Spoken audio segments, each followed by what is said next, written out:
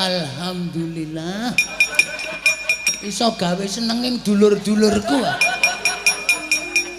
Tak terima-terimake ra masalah. Iya. Titenono.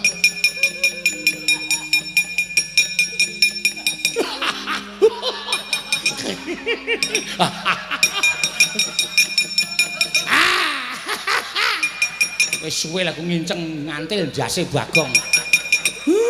Aku ya iya. Aku mangkel bola-bali nek nyeluk bapakne marmir. Lara atiku, aku seneng yo. Bagong iki nek bojoku memen iki le ngindik. Terus-terusan. Asine aku ora trima gajul sirahe. Puas. Aku ya puas. Wis ben ora. Udah kaya ngono ta.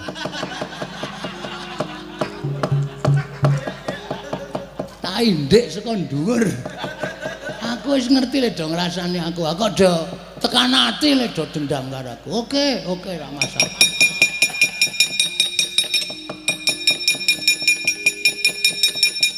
Ora tak paeka tuman wae.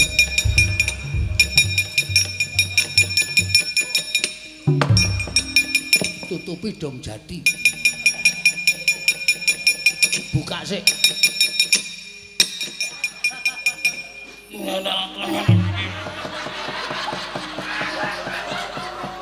Toman wae. Campur lo remah. Tutupi dong jadi kayak purwuri lemah. Mesti ora weruh. Kapokmu kapan?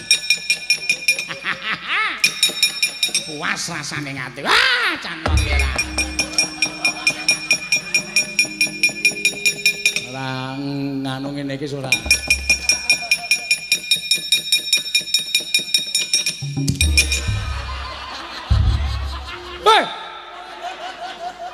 Hei. Mudar kowe. Ayo sumbara kowe. Bagong kurang ajar. Iki piye iki? Iki nggo guthik barang. Lah setan. Aku dunggahke. Sone ora kurang ajar. Iso. Yo, awas, mancat. Yo.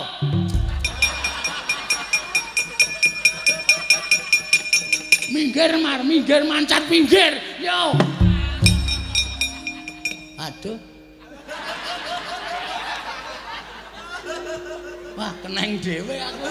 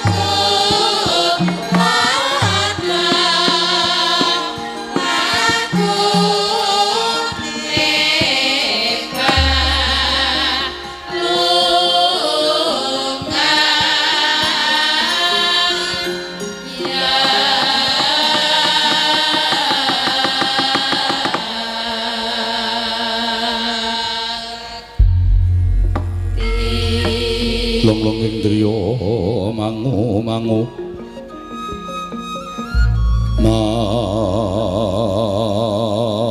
mangungkung kanduhan remang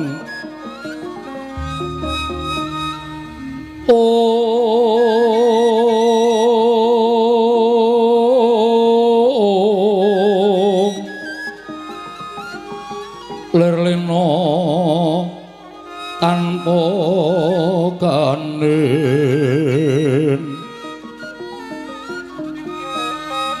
yen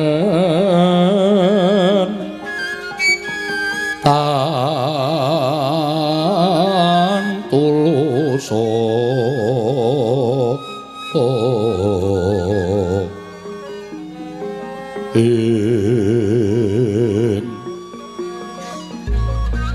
hamangku sangtya utama nalendra muda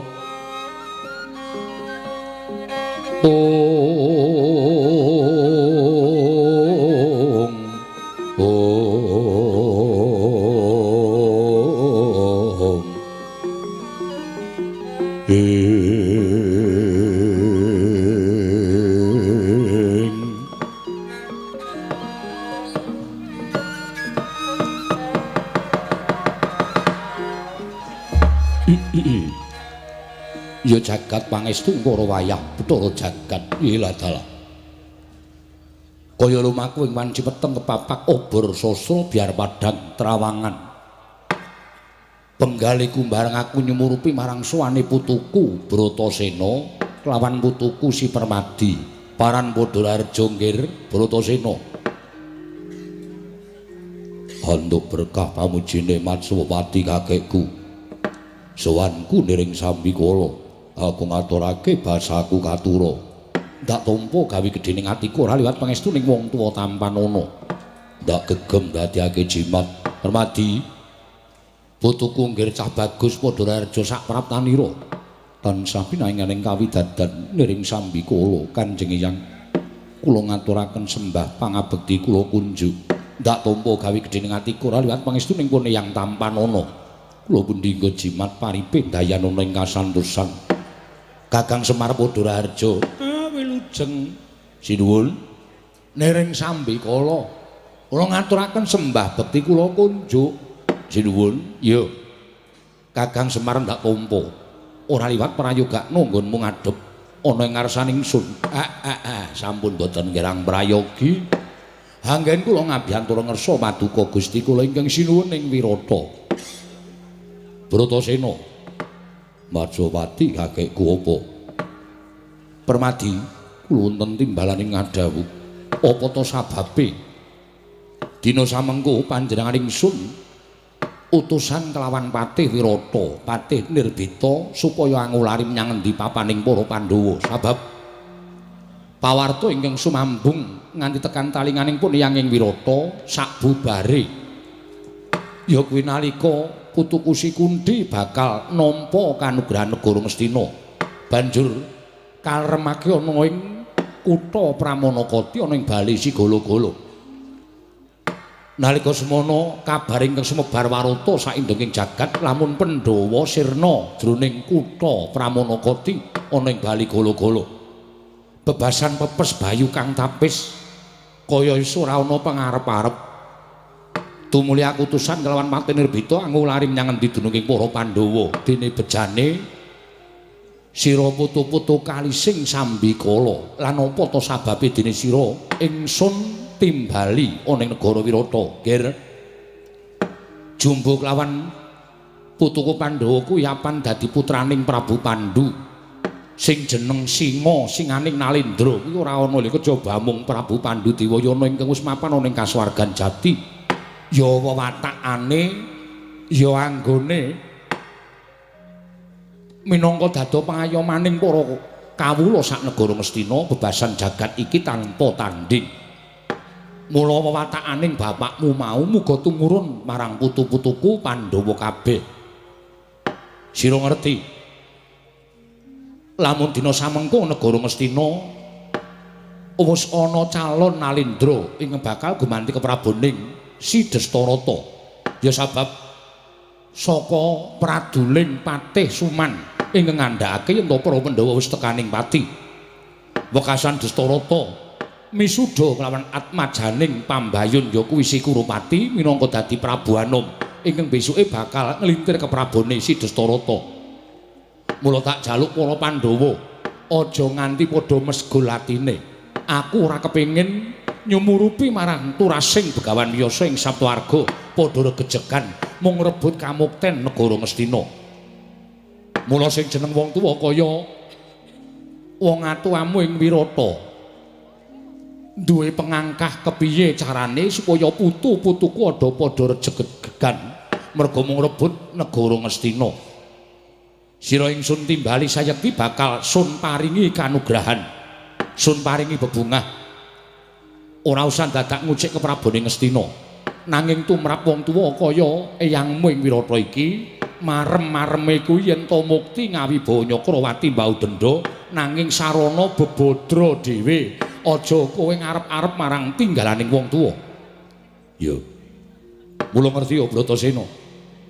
Wewengkon Wirata kene eneng bumi ingkang isih wujud alas gung liwang-liwung. Mongko gawat kliwat wingit kepati satu mara satu mati jalma mara keplayu. Bumi mau bakal ingsun paringake kelawan putu-putuku Pandhawa. Kinarya liru, kinarya ijoling negara Ngastina, Wanamarta kuwi mau babatana. Sawise sira babati, nggonen mukti kelawan kadang-kadangmu kabeh. Aja nganti sira ngucik marang keprabone Ngastina ingkang tan wurunga mung bakal dadi ajanging pasulayan. Kaya ngapa bombonge wong tuwa yen to muruh kananing putu-putuku padha tentrem, ayem, urip, matsinamadan, Pandhawa mukti, Kurawane ya mukti. Kanthi cara mengkono, jagat iki ora bakal kobar marang angkara murka, Bratasena.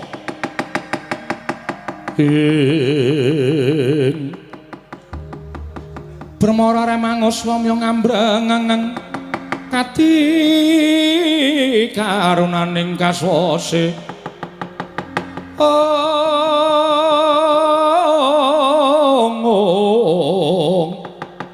Longlong lalu mangulati surya mangrang sang waya.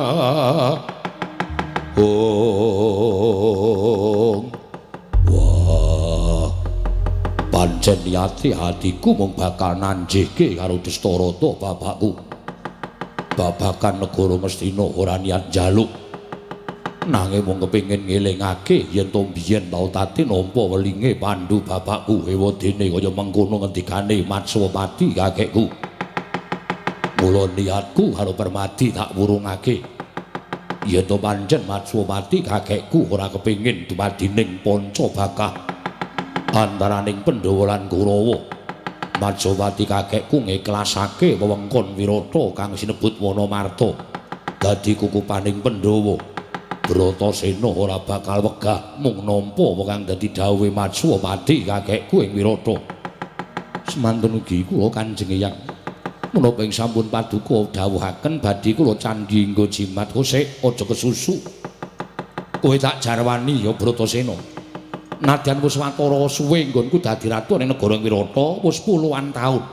Nanging Blakasuta blakutang terus terang.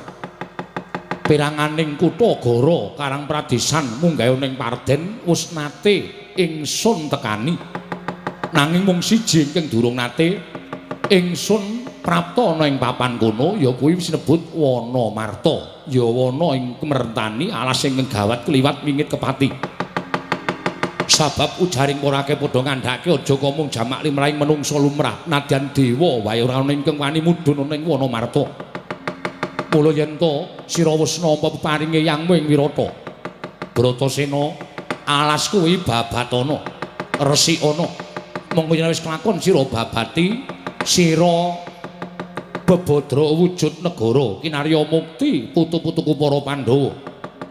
Yen pancen kaya ngono prastawa dawuh timbalane Matswapati kakekku. Aku nyuwun pamit dina iki uga aku bakal babat Wanamarta. Sira nyuwun apa Bratasena? Apa sira nyuwun wadyabala? Ora, aku ora butuh wadyabala. Kancaku ya mung Permadi. Merga sing bakal mukti ngawibawa ning Wanamarta, aku sak sedulur. yen to aku ngajak Wadyabala Wirata tan wurunga mengku yen wis paripurna nggone babat padha klesak-klesik padha ngrasani karo Bratasena Pandhawa isa mukti nang Wonomarta merga saka pambiyantu ning Wadyabala Wirata aku wegah isa ya saka aku ora ya saka Bratasena apa kowe njaluk sangu Raja Brana Mas Picis gunane dienggo apa aku arep bakal mangkat babat ora ropian-ropian ora seneng-seneng mula ora ana gunane nganggo aku sangu Raja Brana wujuding Brana Picis paringi Marsopati kakekku malah wiwit aku babat ing kono aku bakal nglakoni prihatin yen perlu ora mangan ora turu durung rampung nggonku nglakoni prihatin durung rampung nggonku babat Wonomarta wiladal jagat Dewa Bathara ya jagat Pangestungkara wah pengawak waja saiki kowe tak tanting kowe nyuwun apa yen Raja Brana ora nyuwun Wadyabala ora ngeparengake sira putuku Bratasena njaluk apa dak jaluk Marsopati kakekku wiwit dina iki aja nganti kowe nglakoni dahar sarta sari cegah dahar kelawan Indra supaya nyembuh kekuatan lahir batinku nggonku babat Wonomarta aja pati-pati kowe nglakoni dahar sarta sari yen durung krungu kabar Pandhawa kelakon babat Wonomarta wiladal Bratasena Marsopati kakekku piye bojo sesanti Niskala pandungaku muga-muga lancar laku jantramu nggone babat Wonomarta ora nemu alangan sewiji apa Kakang Semaraku titip Werkudara Bratasena lan sak kadang-kadane nggone babat Wonomarta nggih kula nyuwun pamit sinuwun Kanjeng Hyang kula nyuwun pamit sing ati-ati nggih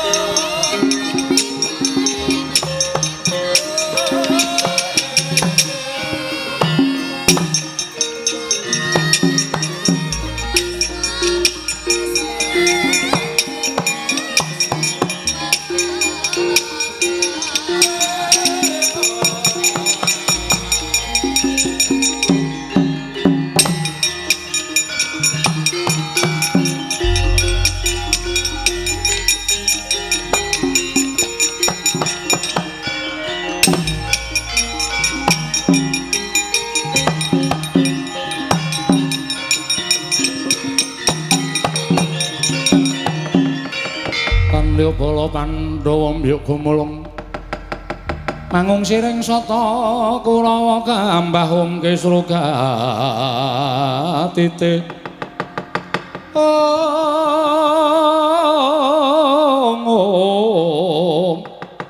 merut layut sagum ratu Kadanging pun Kakang Yayi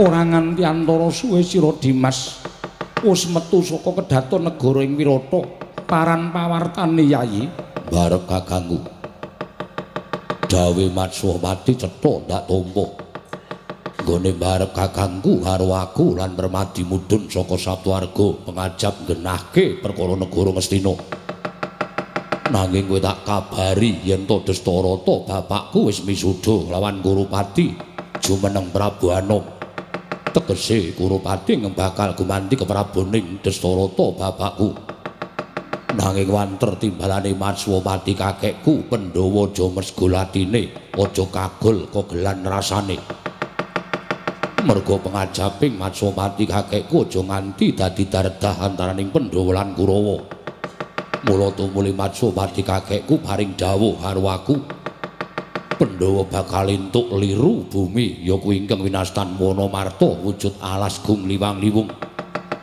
dadi sarana ijole negara Ngastina mula bareng kakangku bareng tak pitung bebasan rebut balung tanpa isi yen to awake dhewe nganti tekan negara Ngastina luwih-luwih aku ngamuk ana ing negara Ngastina bakal asor pocapane dadi rasananing para kawula dene turasing Begawan Wiyasa teka rebut negara Ngastina rebut kamukten ora apa jeneng jejemberi marang asmaning kang nurunake mula aku ndisiki Purbawasisaning barep kakangku nampa apa sing dadi ngendikaning Matswapati kakekku Wonomarta tak tampa bakal tak babati yen to barep kakangku tida-tida penggalihe babakan nggonku bakal babat Wonomarta ora usah padha melu-melu Permadi rasa nyambut gawe kowe rasah tumandang karya Wonomarta tak babatane luwe-luwe kembar sing isih bocah aja nganti cedhak-cedhak karo nggonku tumandang mengko mundak keneng apa-apa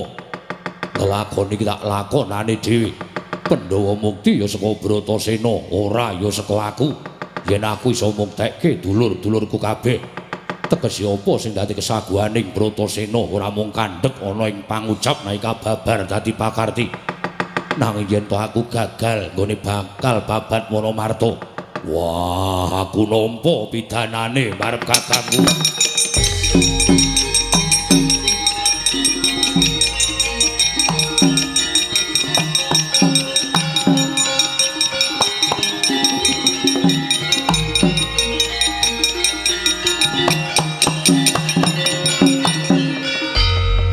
kadanging pun Kakang Yayi semono gedhening rasa sih tresnamu kelawan kadang-kadangmu ngelingipun Kakang kuwi ringkih ing samubarange pun Kakang ora nate nyambut gawe kasar kaya siadi lan ora duwe kekuatan ingkang kaya sira Yayi Bratasena mula babakan perkara iki pun Kakang mung bisa nyembuh donga pangestuning pun Kakang tumrap siadi barep kakangku sing dadi jole wong tuaku sing dadi jole bapakku donga pangestumu nyembuh marang kekuataning Bratasena ning aku njaluk karo kowe iya Dimas piye kowe aja ado-ado karo laku ning Bratasena merga yen ana apa-apa ana sing ngukup kuwandaning Bratasena ning tengahing alas Wonomarta Dimas pun Kakang ora bakal ado kelawan siadi nadyan kula mboten badhe tebi-tebi kan Kakang Mas wah aku titip nek kula Sedewa ya pinten tangsen aja nganti keblasuk jroning Wonomarta mundak mengko nandhang kacintrakan wis talakonane babatane Wonomarta Dimas sing ati-ati ya Yayi kadangipun Kakang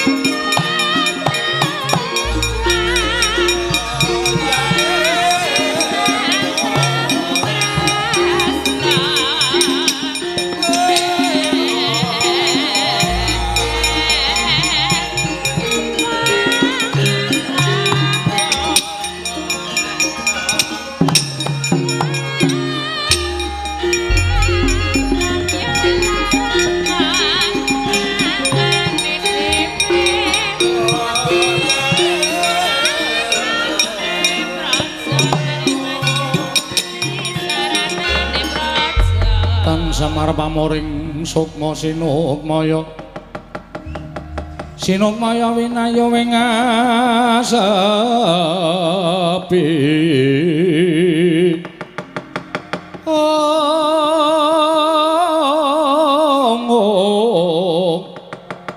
sumimpen telenging kalbu pambukaning warana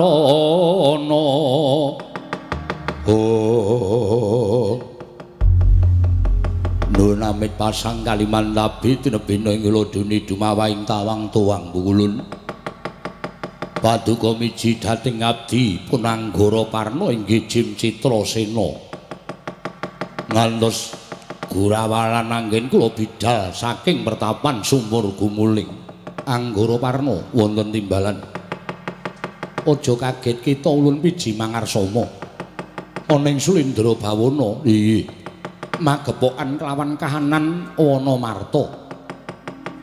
Wanamarta inggih negari Indraprastha. Kepara nyata ingkang kita aturake kelawan panjenengan ulun. Yekti kita kelingan nalika kita ulun dawuh supaya yasa negara ingkang winastan Indraprastha, negara kajiman mapan ana ing Wanamarta. Negara Indraprastha nalika semana ulun dawuh kelawan Jim Yudhistira sak kadang-kadeyan supaya madeg nalindraning bangsaning Jim miturut etunganing panjenengan ulun madeging negara Indraprastha wis ana 1000 taun bangsaning Jim gone mapan ana ing Wanamarta kepareng paduka paring dawuh kados mekaten mugi kepareng ambabarana dhateng ingkang abdipun Anggara Parna Citrasena wonten timbalan ngemban dawuh timbalan ing Iwang Pikulun Jatimurti lamun negara Indraprastha ya Wanamarta wis titiwanci kababar kamanungsan tegesipun kados pundi ana titahing ubatara ingkang bakal nampa kanugrahan gedhe kang aran negara Indraprastha wonten ingkang tinuding dening Sang Hyang Jagat Giri Pratingkah tanana liya kejawa amung wayah ulun para Pandhawa ya pancen mengkono nembe sak menika kula mangertosi ingkang winastan para Pandhawa dene apa ta wigatine dinjeng kita ulun piji Anggara Parna dina samengko wis titiwanci negara Indraprastha kababar kamanungsan wonten ingkang kudu nampa kanugrahan ya kuwi mung para Pandhawa gandeng kita kuwi minangka bangsaning Jim monggo kami tuwaning bangsaning Jim nalika semana kita ulun paringi pusaka pengapesaning bangsaning Jim 1 Lisah Pranawa 2 Watu Timpuru angka 3 Oyot Bayura katelune minangka dadi pengapesaning bangsaning Jim katelu pusaka mau tumuli paringna marang para Pandhawa kados pundi anggen kula saged mangertosi para Pandhawa jernaminipun Pandhawa kemawon kula nembe mireng sak menika titikane kita leledang ana ing sak dhuwuring Wanamarta. Lamun kita weruh satriya ingkang kadherekake Perpat Panakawan, catur cacahe ingkang ragane sarwa kuciwa, ya kuwi ingkang winastan panengahing Pandhawa. Pusaka paringna marang wayah ulun kang aran Raden Permadi. Iku ingkang sayekti bakal kuwat nampa kanugrahan saka ulun wujuding pusaka pengapesaning bangsaning Jim mekaten. Sawise kita maringi pusaka 3 Blabarana mungguh sejatine Wanamarta lan critakna mungguh sejatine negara Indraprastha dene Pandhawa kewajiban nampa kanugrahan ingkang kaya mengkono sabab Pustinuku kanthi laku prihatin wiwit Pandhawa kuncung nganti gelung wiwit Pandhawa jabang nganti claprang wis dilakoni kanthi laku tapa brata mula sak traju sak bobot yen to Pandhawa nampa kanugrahan saka Sang Hyang Jagat Jatimurti wujuding negara Indraprastha Jim Anggara Parna ing palugon laguning lekas lukita linuting kidung kadung kadereng momong memangun manah rayu ladar menawi tetelo mekaten sampun cetha pangandika paduka kula tampi samendhang boten wonten ing karembit Dinten menapa kula kalilanan ngupaya wonten pundi dunungipun para Pandhawa utaminipun ingkang nami Raden Permadi ingkang titikanipun kadherekaken Perbat Punakawan Catur. Sesuk ngenteni apa? Dina iki uga kita budhal. Sabab yen to nganti suruping surya mengko Ngendra Prasta mboya kababar tegese ulun bakal nampa Pak dukaning Iwang Pikulun Jatimurti. Lho nggih. Menawi kula mekaten kula nyuwun pamit madhal pasilan sing ati-ati aja kaya bocah cilik. Wondene ingkang bakal mrenahake bangsaning Jim ulun pribadi ingkang bakal mrepeki kelawan Yudhistira sak kadang-kadyan ing negara Indraprasta. Lha nggih ngestakaken dawuh paduka Sang Hyang Pikulun Bathara Indra.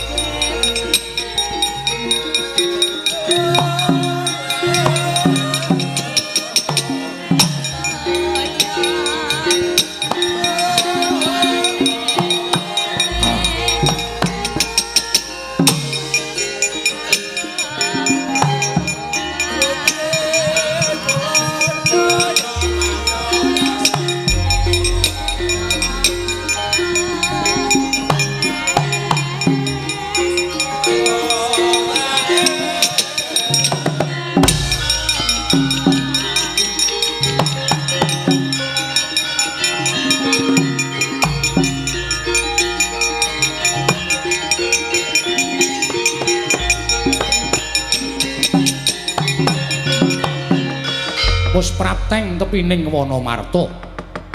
Nggih Sang Bratasena nalika semanten ginakaken daya kekuwatanipun Aji Bandung Bandawasa wungkal bener.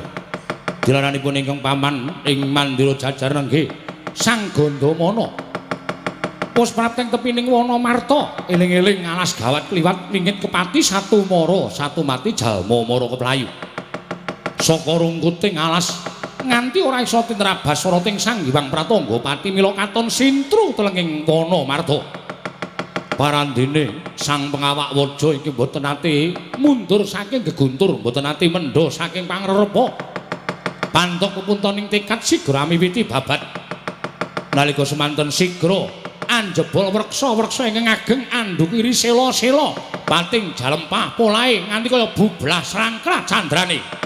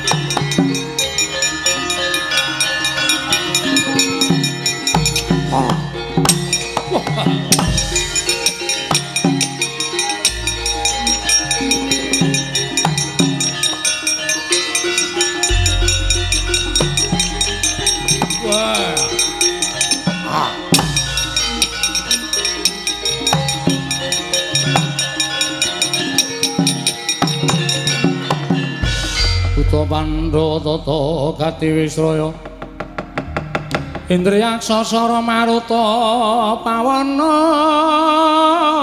Bana Margana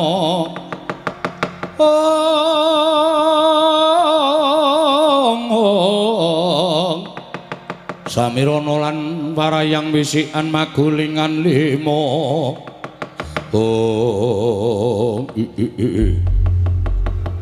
iki ora pangling jimdam darat inggih Gusti Pati melayu-melayu sifat kuping sajak kaya kami gilan neneng apa mugi andadosna ing kawuningan Gusti Pati nalika semanten kula jagi wonten tapel wates negari ing Indraprasta inggih Wonomarta mboten ngertosangkan paranipun wonten satunggiling makhluk ingkang wujud jalma menungso piyayinipun gagah pideksa gudhek wok simbar jojo teka wantun ngrisak pepasrening Wonomarta inggih Indraprasta tata lair ngrubuhaken wreksa ingkang ageng dukiri sila ingkang ageng nanging batos menika menawi dipun priksani mawi tata batin piyambakipun ngrisak pepasrening Wonomarta wujud candhi tuwin beteng pepasrening Praja Indraprasta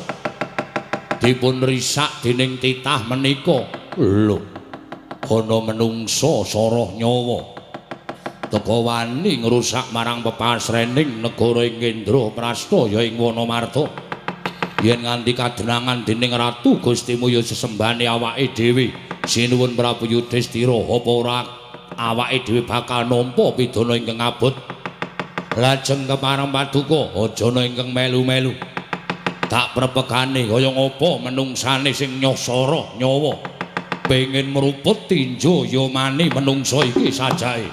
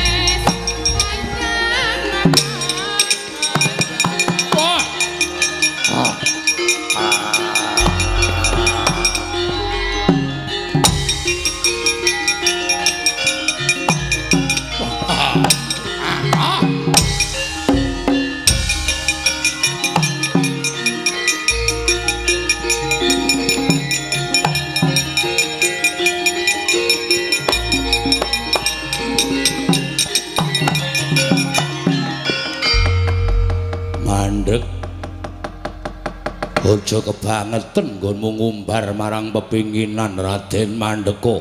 Wah.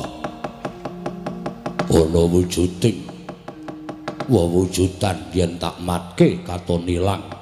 Nah yen tak kedhepke katon cetha iki wujude ngopo?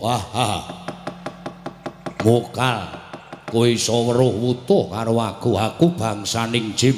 Kowe bangsaning Jim ya. Jenengmu sapa? Aku Sapu Jagat. Sapu Jagat, pangkatku patih.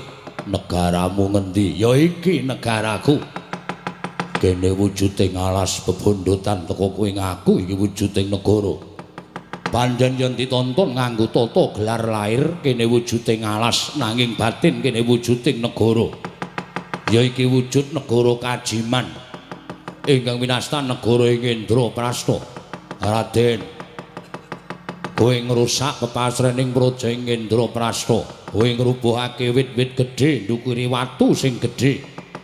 Tata lair sing mbok rubuhke pancen wit gedhe nanging batin kowe ngrusak pepasrening praja ing Indraprasta. Sing tak rubuhke wujud wit, sing tak dukiri wujud watu perkara wong liya ngandhakake pepasrening praja mangsa Baranga. Iki negara bangsaning Jim, aku menungso kowe Jim. Derajate dhuwur menungso tinimbangane Jim. Malah kowe matura karo ratu Gustimu kowe minggato sawadya balamu papan kene arep tak nggo mukti karo dulur-dulurku. Papan kene arep tak babati, arep tak gawe sewijining papan kinarya mukti dulur-dulurku kabeh. Wah, sumuk nyawamu keparat. Kowe bakal nyingkirake para bangsaning jin apa kira-kira wis serep nyawamu. Ora ana jamak lumrahe menungso kalah karo bangsaning jin. Nadyan dumadining beda nanging antaraning jin lan menungso derajate dhuwur menungso. Aku dumadi saka bumi, kowe dumadi saka geni. Baliya marang papan asal mula bukamu akrek jangkamu sirna marga layu ha.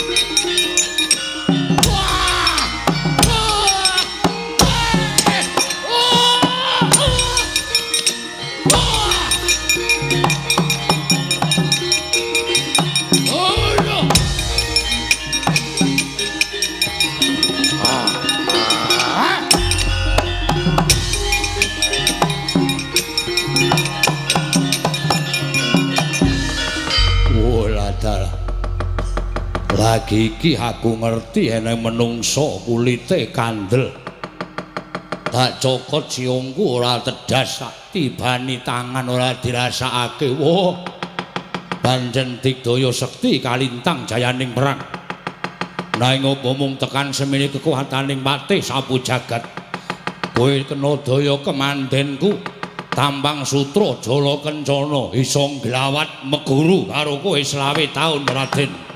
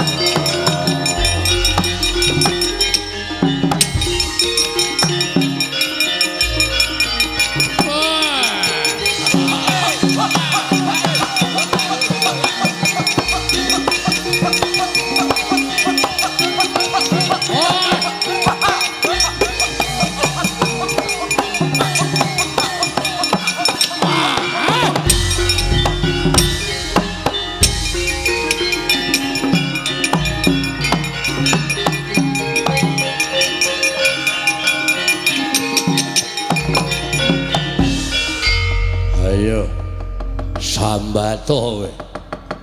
Kena daya kemandenku Tampang Sutra Jala Kencana.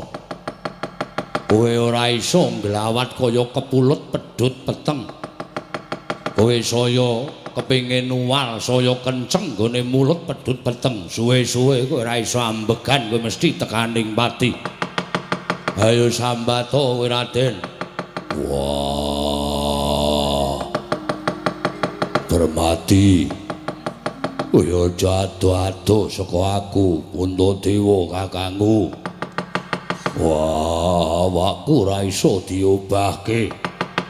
Saben budidaya obah. Wah, saya kenceng. Kaya ana sing naleni karo awakku Permati. Wah, Puntadewa aku nang kene arep mati Puntadewa.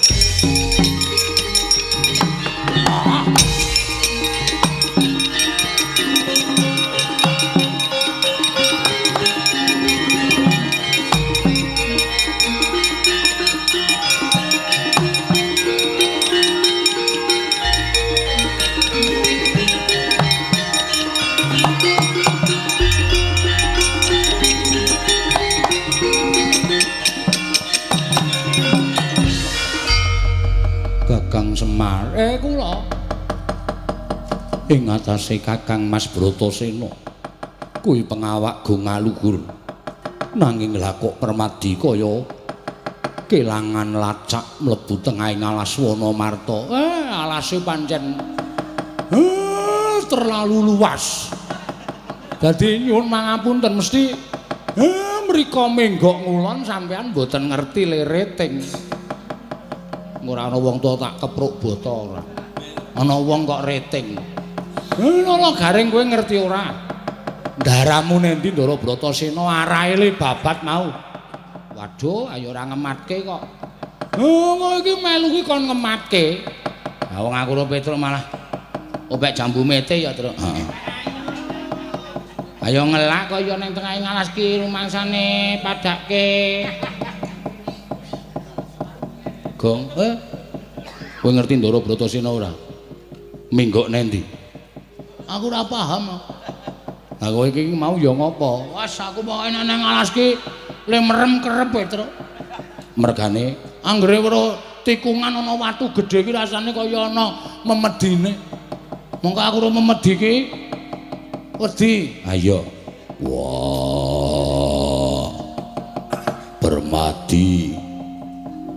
Puntadewa aja adoh-adoh karo aku. Permati Puntadewa aku ora iso nglawat Kakang Semar. Wonten dawuh ana swara. Pripun? Ana swara. Cobi.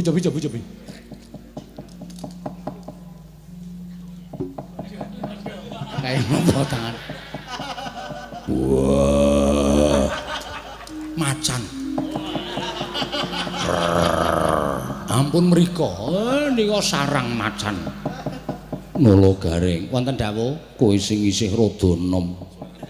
Kupingmu mbok menawa isih cetha. Ha sampeyan dawuh ya karo tuwekan. Arah mundur. Wah.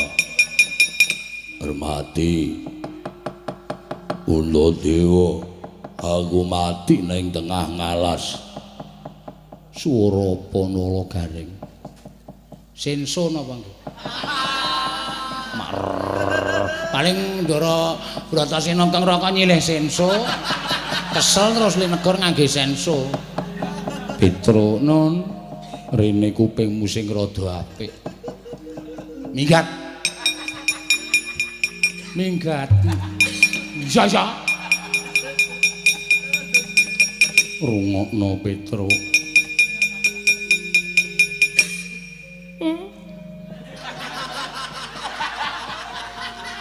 Sekegrika Ndara. Ora. Unine piye? Maktut ngono. Sik tak goleki sing areng guyu sapa iki sing areng guyu. Ayo. Cengelmu. Oh, ora ganggu iki lagi ngrungokke swara. Patut-patut. Kok kan jambu mete. Permati.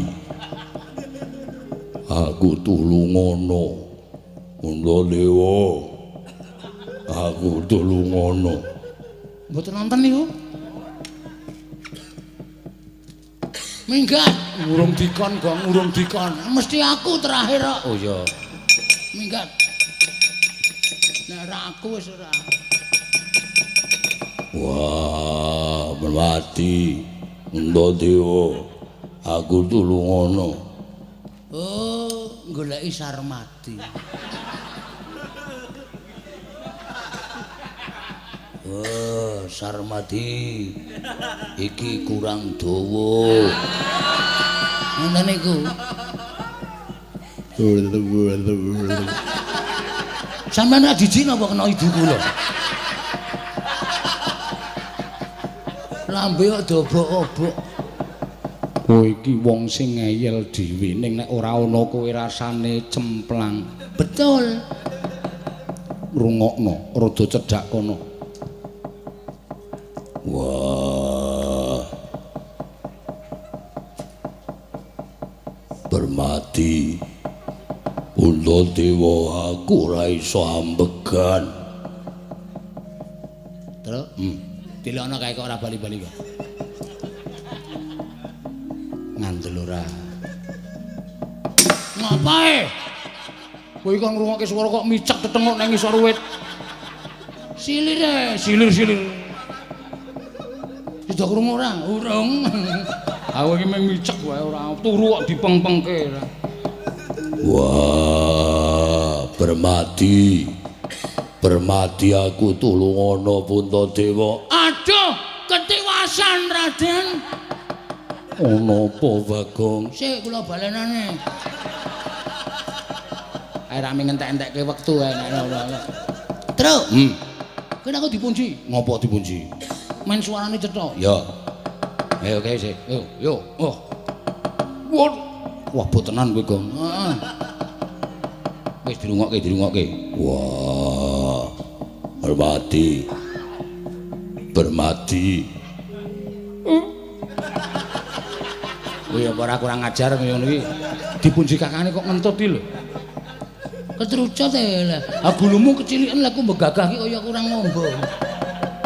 Wis krungu ora kok. Waduh. Ndara Bratasena suarane, Truk. Sajake. Matur Ndara Permati. Ayo yo.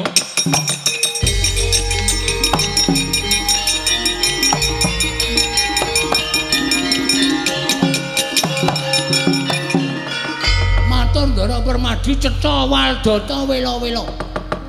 Menawi ingkang sambat-sambat menika mboten sanes kejawi namung ingkang Raka.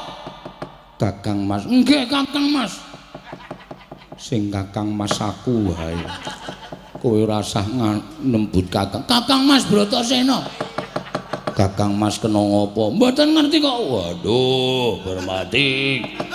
Puntadewa, aku tulungono, aku ora iso ambegan. Ngoten niku asmane kumat saja. Sapa sing kena asma? Ndara Bratasena. Ndara Bratasena iki bendaramu kuwi sehat wal afiat.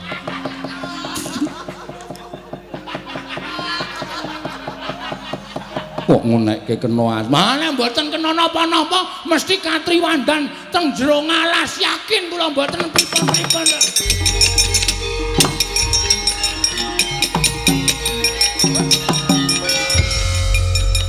Ndara Bratasena nek ora ditulungi ngrekoso reng. Ayo do mangkat. Wah, iki nek ora marani Ndara Bratasena. Iso entek-entekan iki ora. Alhamdulillah. Iso gawe senenging dulur-dulurku. Tak terima-terimake ora masalah. Iya. Titenono.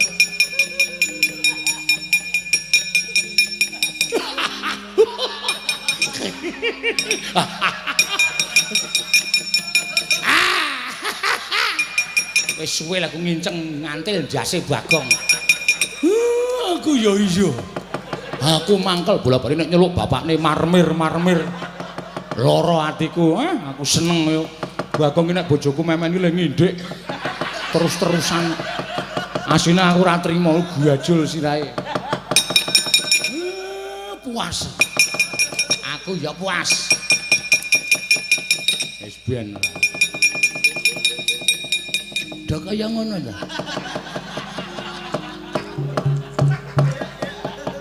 Tak indik saka dhuwur. Aku wis ngerti le do ngrasani aku. Aku do tekan ati le do dendam karo aku. Oke, ora masalah.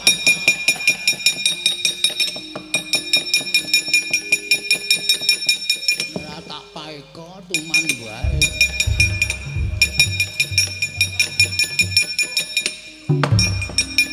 Tutupi dong jadi. Buka sik.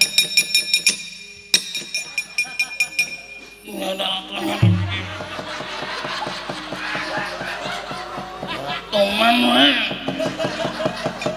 Campur lo remah. Terus tutupi dong jadi kaya purwuri lemah. Mesti ora weruh. Apokmu kapan? Puas rasane ngati. Wah, cantong kira.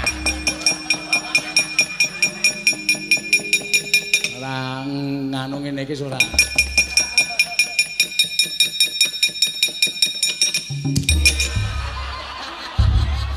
Hei! Hei! Mudar kowe. Ayo sumbara kowe. Bagong kurang ajar. Iki piye iki? Iki nggo guthik barang. Lah setan. Aku dunggahke. Sone ora kurang ajar. Iso. Yo, awas, mancat. Yo.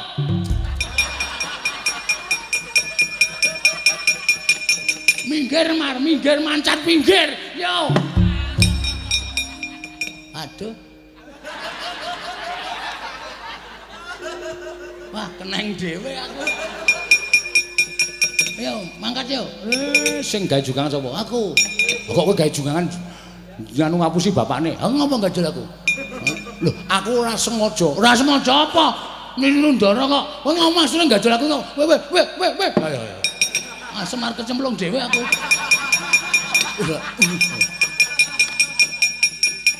Ayo gek nuntuti Ndara Janaka. Ayo, Semar iki sok senengane ngejak gojek. Mambote iki?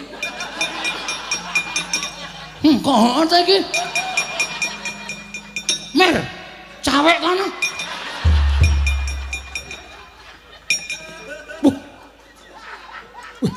Aku penyakitan po ya. Ora krasa kok dadi metu dhewe. Dar. Kowe to kok. Tak apusi nang jugangan kae to. Oh, kowe gawe jugangan po. Heeh. Endi kae kono? Wo, lah ngisore tok kono. Eman karang aku sok ora susale kono. Weh, gak.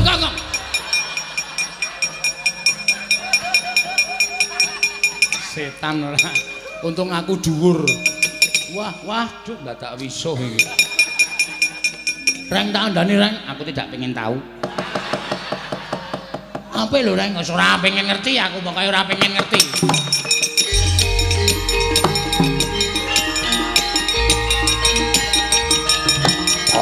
Wah.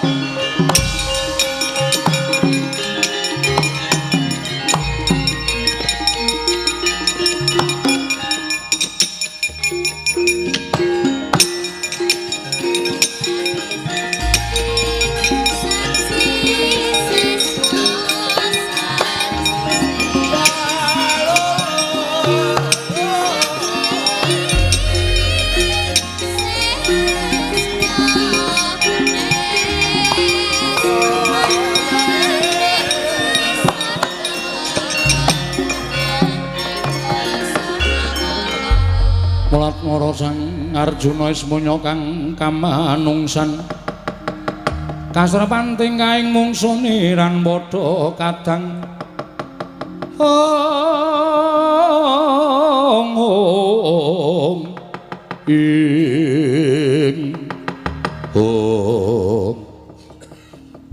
Nuwun sewu Sampun kerja ting penggalih Raden kula ingkang merpeki dhateng jengandika Raden.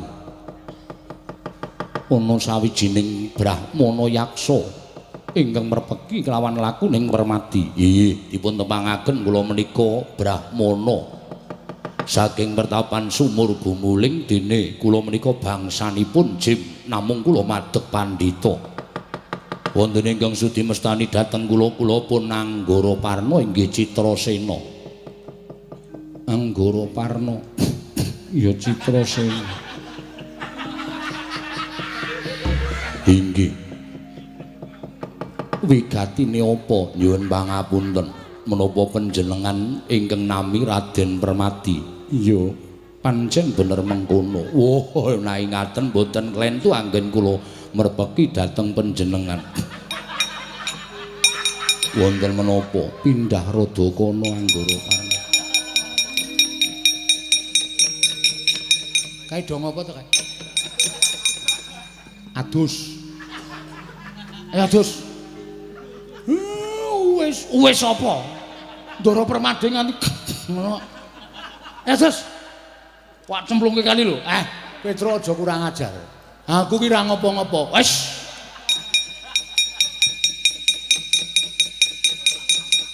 Yuk mandi yuk. Ayo.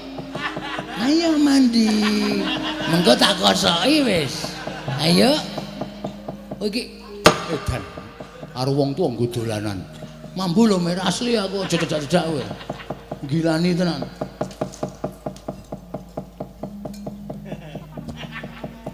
Sing ketepol kaya ngono kok ora gelem adus. Jos. Iki nek ra ganti jarek. Irunge do buntet. Aku mambu bakmi goreng. Liyane do mambu apa? Raden, ana dawuh apa menemban? Menapa paduka ingkang nami Raden Permadi lan peranganipun para Pandhawa? Ya pancen mengkono. Lah ngaten boten sisip anggen kula merpeki dhateng jengandika. Kula dipun utus Sang Hyang Bathara Indra nyaosaken keringkianipun bangsaning Jim. Pusaka 3 wujudipun watu timpuru, oyot bayura lan lisah pranawa. Menapa to sababipun dene jengandika kaparingan kanugrahan amargi ingkang raka nedeng babat Wonomarta lan mugi andadosna ing kawuningan. Papan menika sanes wujuding wana nanging negari kajiman. Wontene dawuhing Wang Pikulun Bathara Indra Pandhawa ingkang kedah nampi kanugrahan negari Indraprastha ingkang badhe kababar kamanungsan. Mila klatri sumusul ingkang raka menawi perlu sedaya Pandhawa gangsal jangkep nasak kelenging Wonomarta. Langkung gampil anggenipun badhe mbabar negari Indraprastha saged kamanungsan saengga saged dados sarana muktenipun para Pandhawa Raden.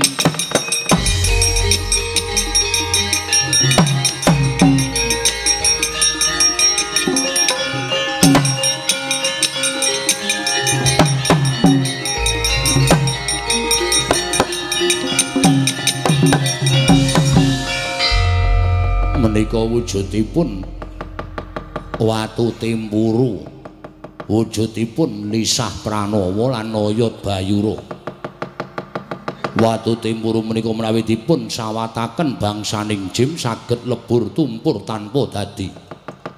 Oyot bayura menawi dipun sabetaken bangsaning Jim saged lumpuh boten nggadahi kekiyatan. Wonten lisah pranawa menawi dipun usapaken wonten ing netra saged nyumurupi sedaya bangsaning Jim Raden.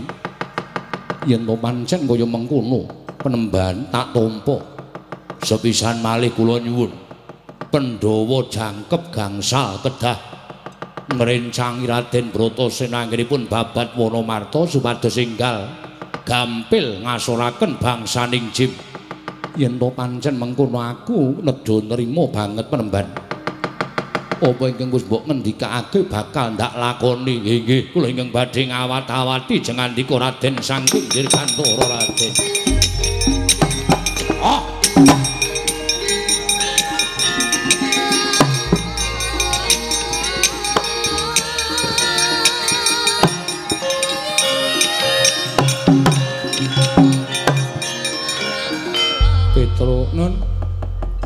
Mlayu ingkang banter.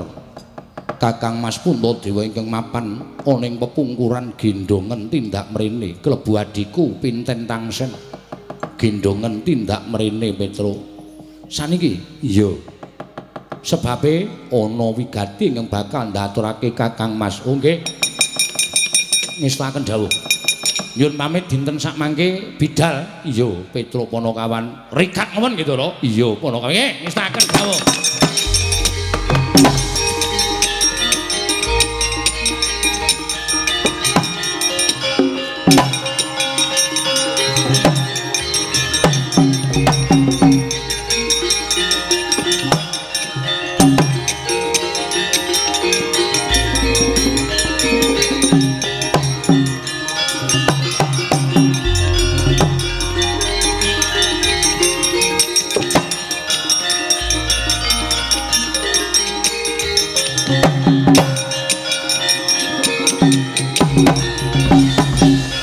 Matur Ndara Puntadewa sewu padyagung mangasami.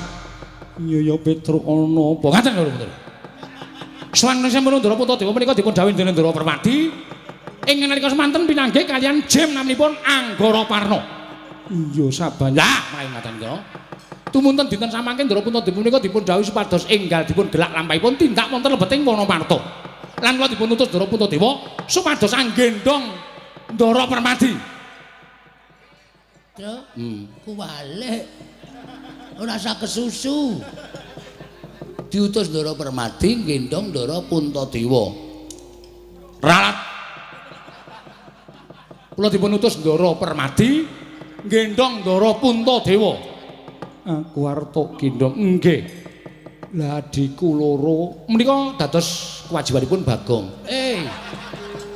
Kowe. Napa? Aku ki mengetotke. Kowe abdine sapa? Abdine Pandhawa. Ndara gendong Ndara Pinten Tangsen ora gelem kuwi. Potong bayarmu ye. Ya ora ngono. Tindake. Ora kuat loro.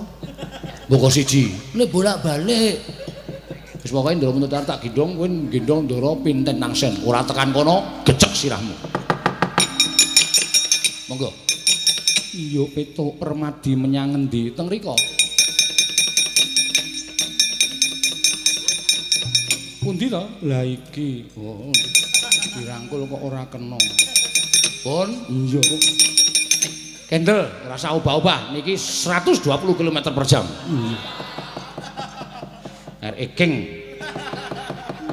Iya, Petro. Kendel nggih? Iya. Yuk. Ora nang sirah. Yo, sijine gak wis ngrekoso iki.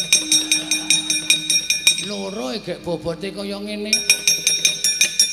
Wis gek mlayu Bagong. Nggih, mun santai mawon karang ya sing jeneng orang iki ora.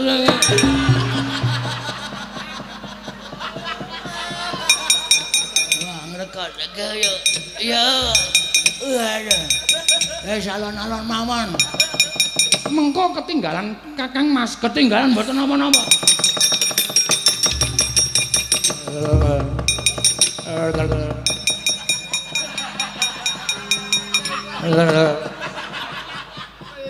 Ndara opo? Sing aweh lambeku. Saking bantere nganti keder Petro. Oh nggih dialonke ngono ya. Satriya kok. Sementen yo awa. Dalonke melih? Iya alon wae. Allah.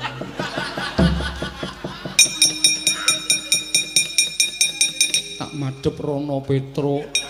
Cangkemku kena angin. Keder kabeh. Wau sampean limapan yo ora njur madhep rono kok ya. Siap? Iya Petro. 150 km per jam.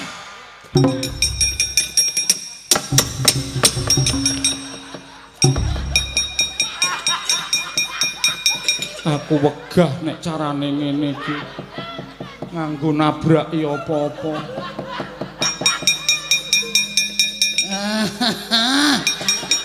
Iki ora maju-maju. Abot ngarep. Wis kendel teng mriki. Ngrekoso tenan.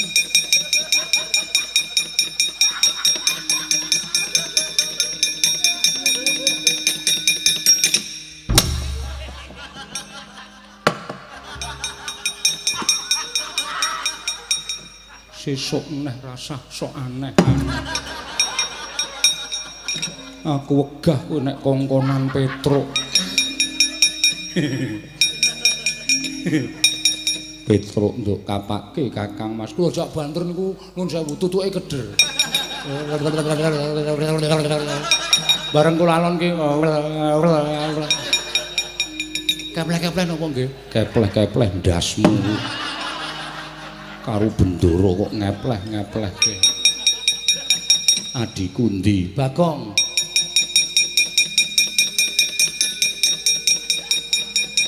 Mandap. Ah. Terus mundur. Oh iya. Aku wis nang kene. Mundur iki selabot. Iya iya.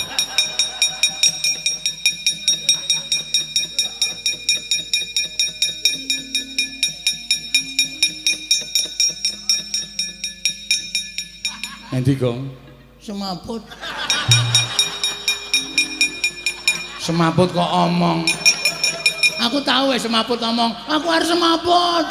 Wis biur. Semplung kali ya, Kang. Edan. Kakang Mas, opo Yai? Dawing Jimanggara Parna kinen bidal. Sedaya Pandhawa jangkep wonten ing Wonomarta. Yen to pancen mengkono ayo Yai digelak lakune monggo kula dherekaken Kakang.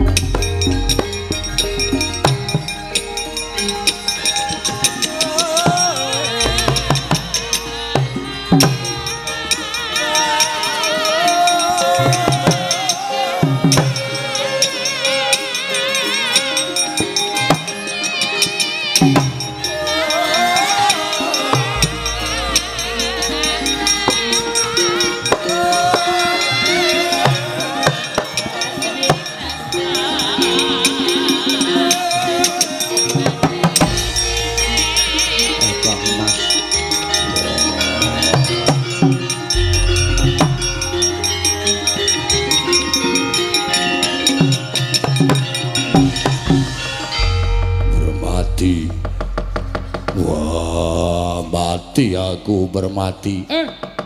Kenging napa niku, Kang? Raka kenging napa, Ndara? Aku dhewe ora ngerti. Lho niku Keng Raka kenging napa, Ndara?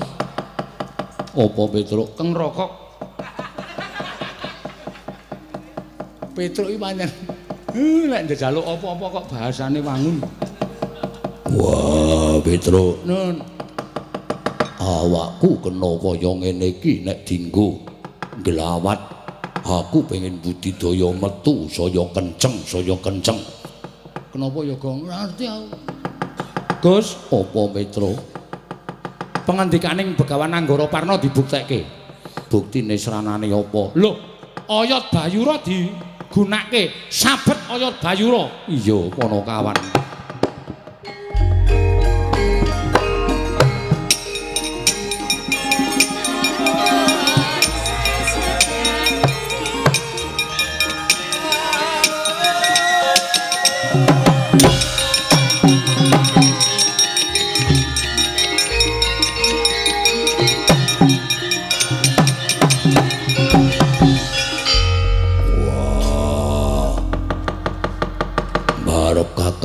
Permadi tak kandhani.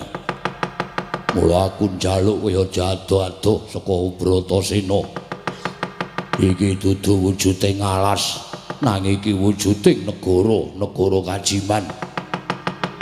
Aku wis ketemu dhewe karo Nayaka negara Kajiman, malah aku kena daya kemandene ora iso obah. Nanging tumrap Bratasena bangsaning jim kudu kalah karo bangsaning menungso. Aja mundur, ayo digelak lakune berarti.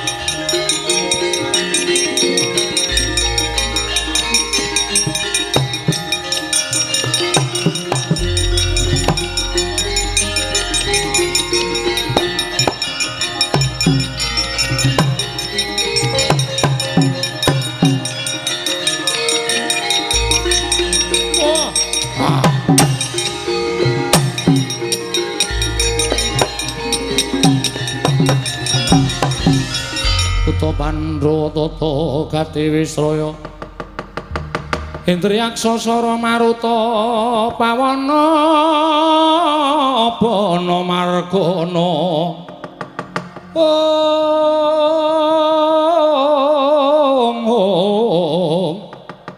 Samirana lan warayang misikan magulingan lima Patih sapu jagat suwanana ing abiyantaraning sunana wigati apa nuwun sewu sinuwun dosa menapa ing badhe kula sandhang dene kula mboten katimbalan teka wantun ngabiyantara ngersa paduka Gusti kula Prabu Jim Yudhistira mugi andhadosna ing kawuningan bilih sak mangke wonten titahing Ubathara ingkang wujud menungsa ingkang wantun ngrisak telenging wana marta tata gelar ngrubuhaken werksa tuwindukiri sela ingkang ageng nanging batos ngrisak bebeteng tuwin candhi-candhi pepasrening projeng wana marta sak mangke saged kula lumpuhaken mawi daya kekiyatanipun ingkang abdipun patih sapu jagat Purbawasesa wonten asta paduka kula sumanggaken anggenipun badhe paring purbawasesa lan paukuman dhateng titah menika sinuwun.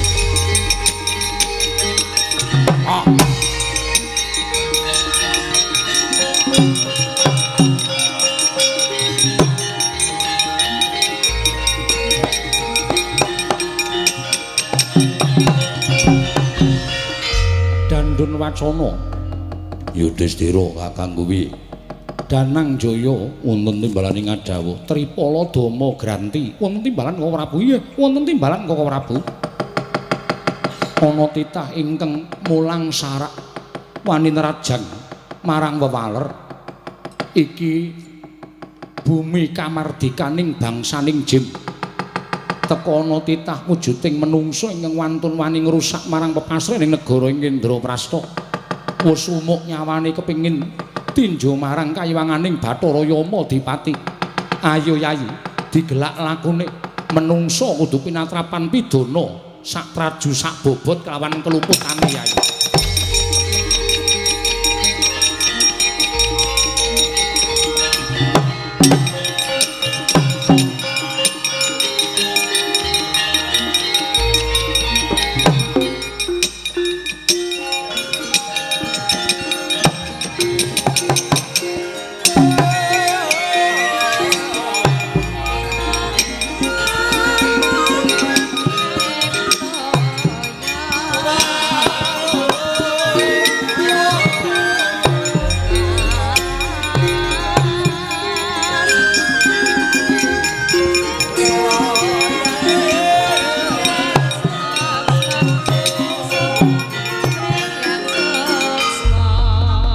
Kulun Sang Hyang Bathara Indra ingkang Hunyang Madyapada mrepeki dhateng jasad kula. Ya, Yudhistira.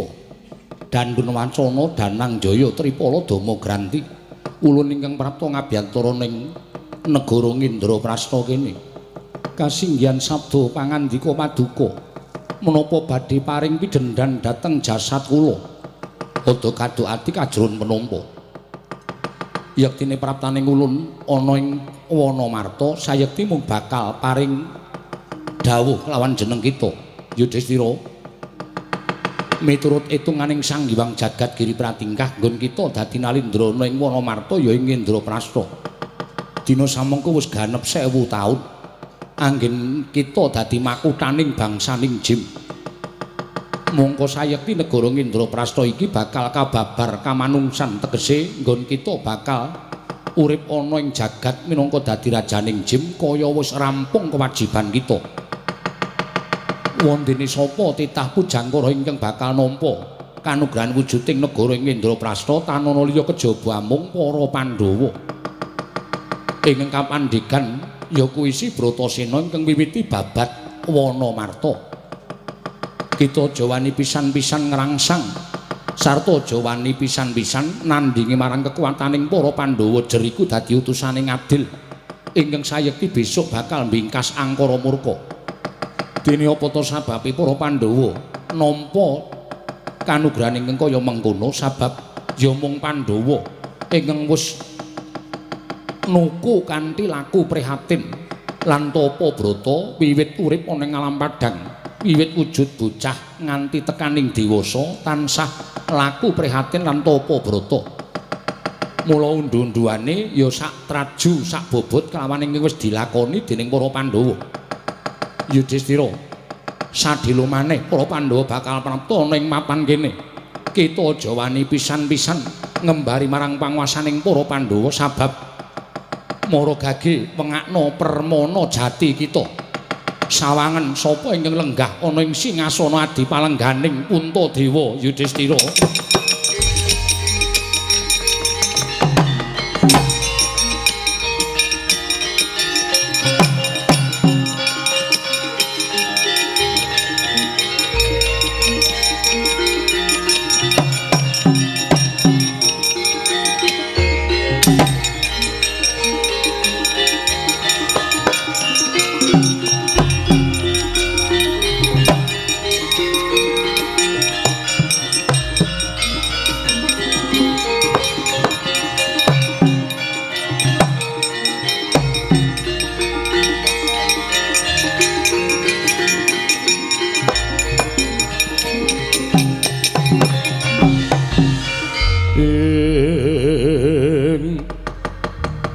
Katriku mulung mangrempak ing wadya karsa kororek kagiri-giri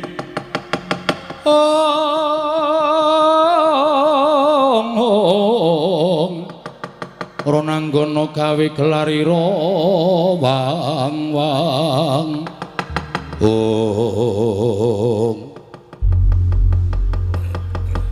Bratasena ana wewujudan ingkang ndak pespadake Catkarton Catora mbok menawa iki bangsaning jim ing mapan wonten telenging Wanamarta padha karo wujudan sing nalika semono nani bani harwaku wujuding daya kemanden wah sawang Catkarton Catora nuwun sewu sinuwun dipun tepangaken kula menika pun Yudhistira awon tanpa warni kula ingkang nglenggahi negari ing Indraprastha menika kadang kula sekawan inggih menika pun Dandun Wacana Danangjaya Tripala Dama Granti apa sababe jeneng-jeneng sira nyembah kelawan aku jernyatane sira kuwi wujuding Nalendra kula nyuwun pangapunten panjenengan jalma wantah utawi titaing Bathara dene kula bangsaning jim derajatipun inggil menungsa tinimbanipun bangsaning jim mila nadyan kula Nalendra kula kedah ngetingalaken unggah-ungguh tuwin tata krami kula dhateng bangsaning titahing Bathara kados jengandika Raden Puntadewa tur malih leres ngendikanipun Sang Hyang Bathara Indra teka wonten satunggiling jawata ingkang lenggah angemongi dhateng jengandika Raden Puntadewa tanana wonten sanes kejawi namung Sang Hyang Bathara Darma pukulun sak mangke kula namung pasrah bongkokan menawi paduka pukulun sak kadang badhe anjabel negari Indraprastha kula caosaken tangan kula kekalih namung mugi andadosna ing kawuningan negari ing Indraprastha menika pinirang dados gangsal cacahipun ingkang wonten tengah piyambak menika winastan Praja Ngamarta wonten ingkang wonten iring kilen menika winastan kasatriyan nunggul pawenang ya ing Jodipati menika papanipun kadang kula pun Dandun Wacana ingkang iring ler menika winastan kasatriyan Madukara menika papanipun kadang kula pun Danangjaya ingkang wetan tuwin kidul menika wonten kalih kasatriyan Sawu Jajar tuwin Bumira Tawu menika bapanipun Tripala Dama Granti wonten ingkang tengah menika kedaton ingkang winastan negari Amarta menika papan kula anggen kula lenggah dampar negari Ngamarta Kanjeng Raden Puntadewa mila sakmangke menawi jengandika badhe anjabel negari menika dados panguwaosipun para Pandhawa kula namung sakdermi nglampahi kula titip negari Indraprastha monggo kinarya mukti jengandika sakadang kula asalipun saking geni badhe wangsul wonten ing geni malih sinuwun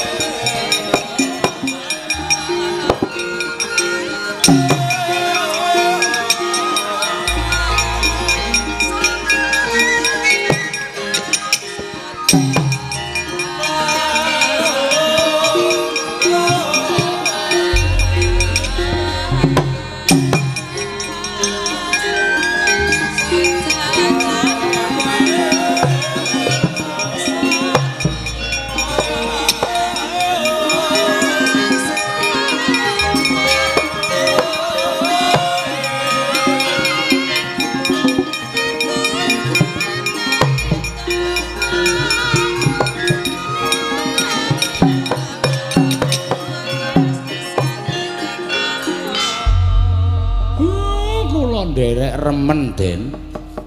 Kula nderek remen. Dikandara pun pikantuk kanugrahan wujudipun negari Kendraprasta ingkang sakmangke biak sampun ical pewujudan negari Kajiman sampun wenteh wujuding praja ingkang luar biasa.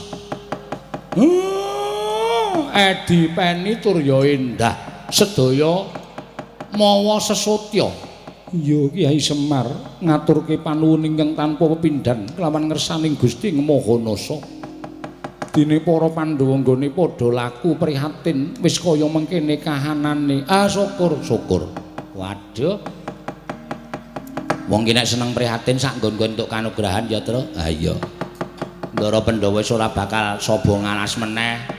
Ora sak bakal saba papaning para brahmana-brahmana. Pecerabaan kene pindah pertapan kono. Lah iya, saiki entuk negara wis. Seneng dhewe. Aku ya melu bungah to. Nang isih mambu. Ya wis ben. Sutuk gagas ora.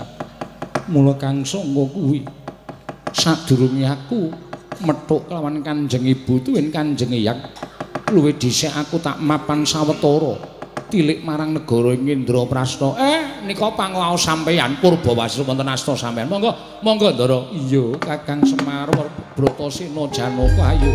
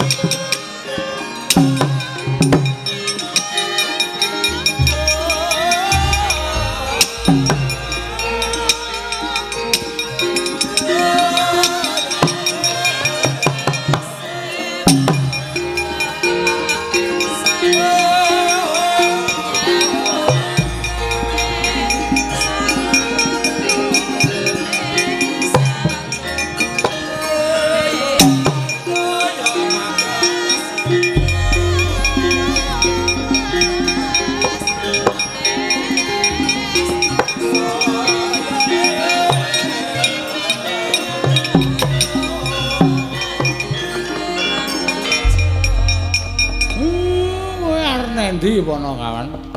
Arep neng kene apa arep nderekke ndaramu mlebu ning negara Kendraprasta? Ayo wis wancine jam 2 ayo.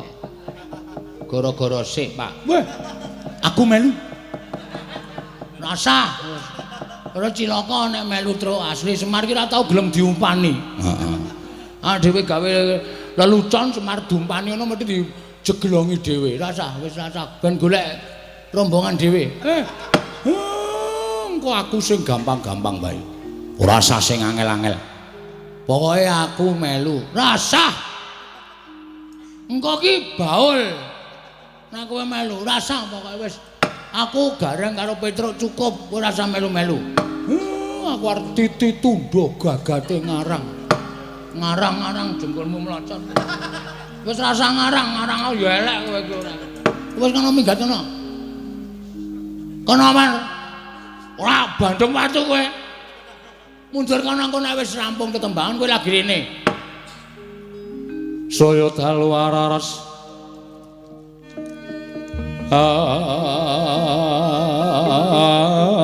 Abyor sorot lintang kang kumedhap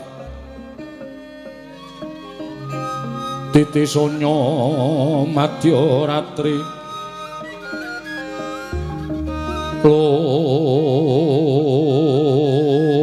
lumrang gandaning puspita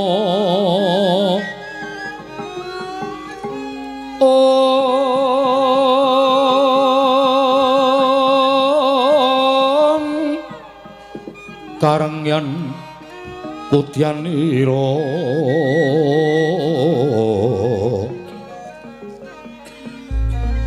sang Dwijawara mbrengeng lir swaraning madu pranta manungsung sarine kembang. Oh